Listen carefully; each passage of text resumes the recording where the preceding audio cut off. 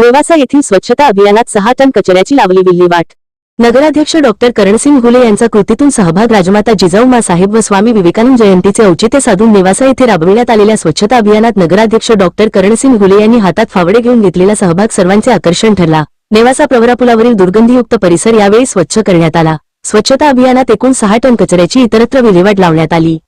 नेवासा येथील प्रवरा पुलाजवळ साचलेल्या दुर्गंधीयुक्त कचऱ्यामुळे वातावरण दूषित होत असल्याने येथूनच स्वच्छता अभियानाला सुरुवात करण्यात आली। या अभियानात नगरपंचायत नवनिर्वाचित नगराध्यक्ष डॉक्टर करणसिंग घुले, नगरसेवक निरंजन डहाळे, कृष्णा परदेशी, समाजसेवक अमृत फिरोदिया, सतीश मुळे सर, बालेंद्र पोद्दार, मनोजकुमार भोसे, संतोष ओस्तवाल, डॉक्टर भागवत वाळुंजकर, संदीप आलवणे, पांडुरंग मते, पत्रकार सुधीर चव्हाण यांनी सहभाग नोंदवला। स्वच्छता अभियानासाठी नगरपंचायतच्या 4 कचरा गाड्या कर्मचाऱ्यांसह तैनात करण्यात आल्या होत्या। या अभियान प्रसंगी नगराध्यक्ष डॉक्टर करणसिंग घुले यांनी फावडे कुदळ हातात घेऊन अभियानात कृतीतून सहभाग नोंदवला। दर महिन्याच्या 12 तारखेला हे स्वच्छता अभियान नेवासा शहरातील समाजसेवकांना बरोबर घेऊन राबविण्यात येईल असा निर्धार त्यांनी केला। रस्त्यावर कचरा टाकू नये, सर्वांनी स्वच्छता अभियानात येथून पुढे सहभाग नोंदवावा असे आवाहन यावेळी बोलताना केले।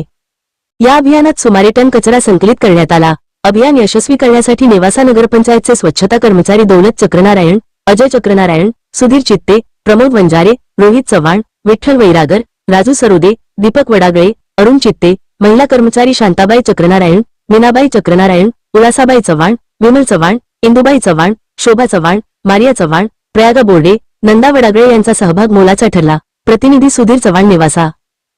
जे हात आहेत त्या हाताला बळकटी देण्यासाठी आमचे सर्वसामान्य या ठिकाणी नागरिकांचे, कार्यकर्त्यांचे हात या ठिकाणी त्यांच्या सोबत राबणार आहेत आणि अशा पद्धतीने एक अभिनव संकल्पना आमच्या या सर्व मार्गदर्शकांच्या या ठिकाणी बुद्धीतून सुचलेली आहे आणि ही आम्ही पूर्णपणे तंतोतंत राबवण्याचा प्रयत्न करू।